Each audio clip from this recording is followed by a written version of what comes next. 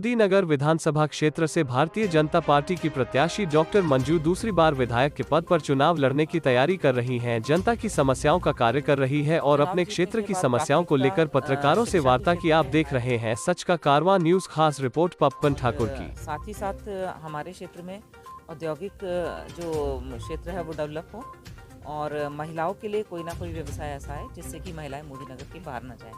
ये मेरी तीनों प्राथमिकता रही। जनता के बीच में आप 5 साल विधायक रही हैं, फिर जा रही हैं, तो ऐसे क्या मुद्दे हैं मोदी नगर को इस बार चुनवाएंगे, इसके लिए आप वोट मांगेंगे, इस बार मॉडल के तौर पर बताएंगे और चाहिए मुझे जो आपने किया है, अच्छा जो किया, हाँ देखिए मेरे क्षेत्र में जो है हमारा बस अड्डा था, उसका सौंदर्यीकरण हुआ। वहाँ से जो धार्मिक स्थल और आसपास के जो स्थान है वहाँ के लिए नई बस सर्विसेज शुरू हुई। मुझे आदरणीय योगी जी ने एक कन्या डिग्री कॉलेज दिया जो कि सारा गांव में निर्माणाधीन है। साथ ही साथ मेरी नगर पालिका का विस्तारीकरण हुआ जिससे कि नगर पालिका अब हमारी बड़ी हो जाएगी।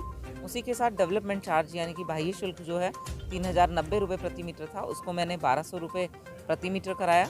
इसी के साथ जो मेरे यहाँ पहले मोदी नगर में मिल्स बंद हो जाया करती थी, आदरणीय योगी जी ने मुझे एक मिल वहाँ पर ऑक्सीजन की एक कंपनी आइनॉक्स गैस दी।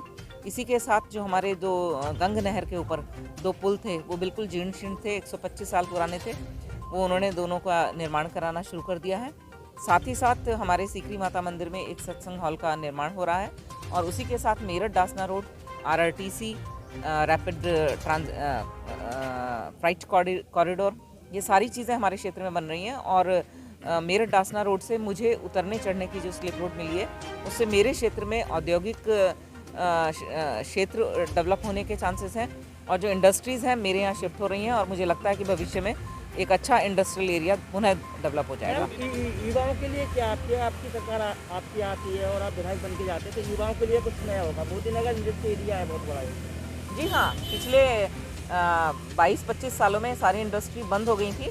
दोबारा योगी सरकार भी और हम स्वयं भी कोशिश कर रहे हैं कि मोदी नगर में इंडस्ट्रियलाइजेशन हो और मेरा जो डेवलपमेंट चार्ज कम हुआ है इससे निश्चित ही जो किसी भी तरह के बड़ी बिल्डिंग बनेंगी, बड़े जो IT के कोई संस्थान आ सकते हैं या इंजीनियरिंग कॉलेज निश्चित ही मेरी तरफ आएंगे, क्योंकि महानगर और साहिबाबाद में तो आप जानते हैं कि ज़मीनें बहुत ख़त्म हो गई हैं। ज़मीनें अब मेरी तरफ हैं और डेवलपमेंट चार्ज कम होने से सभी उत्साहित हैं कि मेरी तरफ ही कुछ ना कुछ डेवलप करा जाए, चाहे इंडस्ट्री हो चाहे वो एजुकेशन के फील्ड हो। किसानों के लिए क्या कहना चाहिए आप?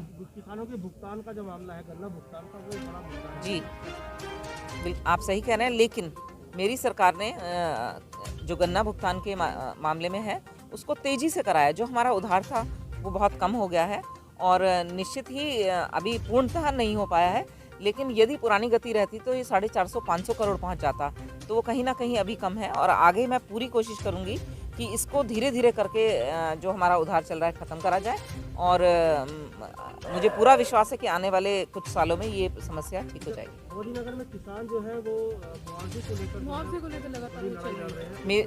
मेरे किसान बहुत खुश हैं, उनके साथ मैंने पूरी मेहनत करी और मेरे जो भूमि अधिग्रहण हुआ है उसमें लगातार मेहनत करने के साथ उनको एक अच्छा मुआवजा मिला है। कुछ हमारे किसान हैं उनका आर्बिट्रेशन में है तो उसमें भी हम उनके साथ काम करेंगे। क्या लगता है मैडम मोदी नगर में अलग अलग किसान होते हैं? जी आप बोल रहे हैं कि मेरे किसान अलग अलग किसान होते हैं? नहीं, मेरे किसान मेरी विधानसभा के, मेरी विधान